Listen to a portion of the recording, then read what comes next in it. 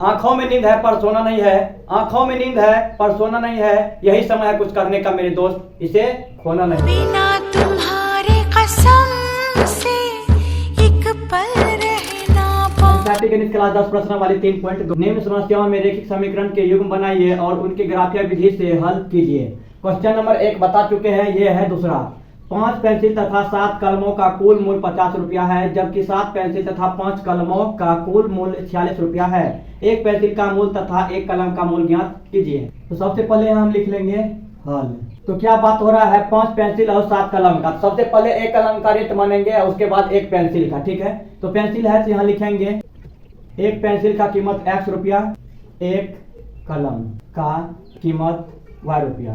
जब एक पेंसिल का कीमत x रुपया है तो 5 पेंसिल का, तो एक पेंसिल का दाम x रुपया और 5 पेंसिल का, तो 5 गुना x क्या हो जाएगा 5x। एक कलम का दाम है y रुपया और यहाँ 7 कलम, तो y गुना 7 क्या हो जाएगा 7y हो जाएगा। तो एक पेंसिल का कीमत x रुपया है और यहाँ 5 पेंसिल है, तो 5 गुना x क्या हो जाएगा 5x। उसके बाद प्लस एक कलम का दाम y रुपया, तो 7 कलम का दाम तो कितना हो जाएगा 7y। पेंसिल और कलम टोटल का दाम कितना है 50 रुपया, तो बराबर में दे देंगे 50। ये हो गया समीकरण 1। उसके बाद दूसरा, जबकि 7 पेंसिल तथा 5 कलम, तो एक पेंसिल का दाम कितना है x रुपया, तो 7 पेंसिल का दाम तो 7x के। उसके बाद प्लस एक कलम का दाम कितना है y रुपया, तो 5 कलम का कितना हो जाएगा 5 गुना y, तो कितना हो जाएगा 5y। और बराबर में 7 पेंसिल और 5 कलम दोनों का टोटल रेट कितना है 46, तो बराबर में दे देंगे 46। और ये हो जाएगा समीकरण 2। और 2 समीकरण मेरा तैयार हो गया। यही तो बोल रहा था समीकरण का युग्म बनाइए, तो युग्म मतलब जोड़ा तो हो गया। उसके बाद बोला ग्राफ, तो चलिए इसको हल करते हैं और उसके बाद ग्राफ पे भी बैठाते हैं। तो हमको ग्राफ में बैठाने के लिए x और y का मान जो है अलग अलग करना पड़ेगा, ठीक है।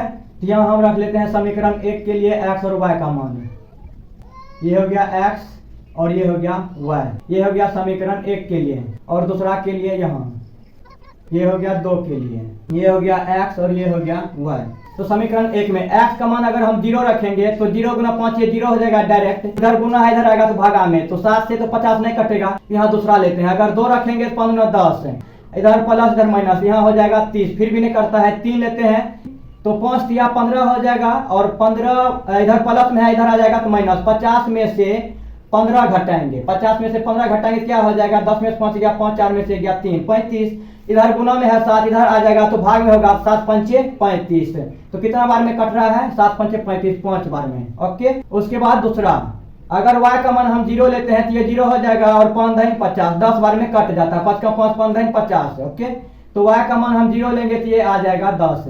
तो मेरा पहला बन करके रेडी हो चुका है। अब आइए दूसरा में, x का मान अगर हम 0 लेते हैं तो 7 गुना 0 0 हो जाएगा, 5 से तो 46 कटेगा नहीं, ओके।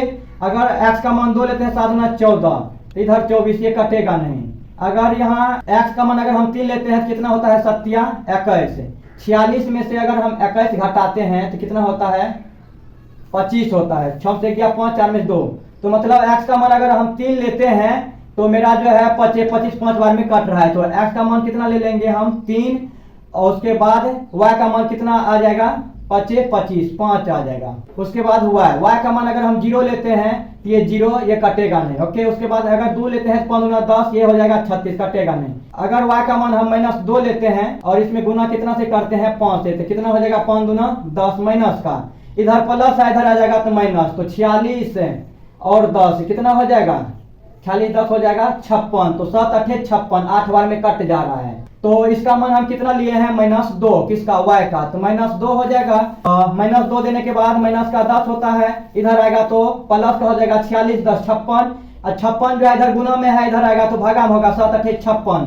तो कहने का मतलब 8 आ रहा है इसका मान। तो मेरा ये भी जो है तैयार हो गया। तो चलिए अब इसको हम ग्राफ पे बैठाते हैं। अगर इसका मान बैठाने आप सबको प्रॉब्लम होता है तो कमेंट कीजिए, अगली सुबह इसी सवाल पे वीडियो मिलेगा, ओके। तो ये हो गया मेरा y, ये हो गया y, ये हो गया x, ये हो गया x, ये हो गया माइनस, ये हो गया माइनस और ये हो गया प्लस। तो हमको 10 तक जाना है, तो 2 का अंतराल लेते हैं, 2 4 6 8 10, 2 4 6 8 10। इधर आना है हमको 2 तक, तो 2 और 4 माइनस का ये हो गया, ठीक है। और इधर हो गया 2 4 2 4 6 8 10, 2 4 6 8 10। तो x का मान मेरा कितना है 3, x का मान 3, 2 है 4 है तो इसके बीच में हो जाएगा 3, उसके बाद y का मान कितना है 5, तो यहाँ 4, यहाँ 34 के बीच में 5 है, तो ये आ जाएगा, यहाँ आ जाएगा, यहाँ से नीचे आ जाएगा। ओके, उसके बाद y का मान है 0, y का मान है यहाँ 0, चलिए 0 दे ही देते हैं। उसके बाद x है 10, तो x वाला ये है, तो ये हो जाएगा मेरा 10 है। ओके, अब जो है इसको और इसको, ये हो गया पॉइंट, और ये दोनों को मिला लेंगे, तो चलिए मिलाते हैं। ये हो गया समीकरण 1, ये हो जाएगा 3,5 दोनों का, यहाँ का भी यहाँ का भी। ओके, और ये हो जाएगा 0,10। समीकरण 1 कंप्लीट हो चुका है। अब समीकरण दूसरा, x का मान कितना है 3, x का मान कितना है यहाँ 3। ओके, और y का मान कितना है 5, 4 यहाँ हो जाएगा 5, मतलब यही है। ठीक है, 3,5 यही आ जाएगा। उसके बाद y का मान है -2, y किधर गया, इधर -2, ये हो गया, ये हो गया -2, और x का मान है 8 है, x का मान 8, तो यहाँ। ओके, इसको हम घिस करके क्या लिख लेंगे, -2,8, इसको और इसको मिला लेंगे, तो चलिए मिलाते हैं। ये हो गया हमारा समीकरण 2, समीकरण 2। मेरा सवाल और ग्राफ बनकर रेडी हो चुका है। मिलते हैं।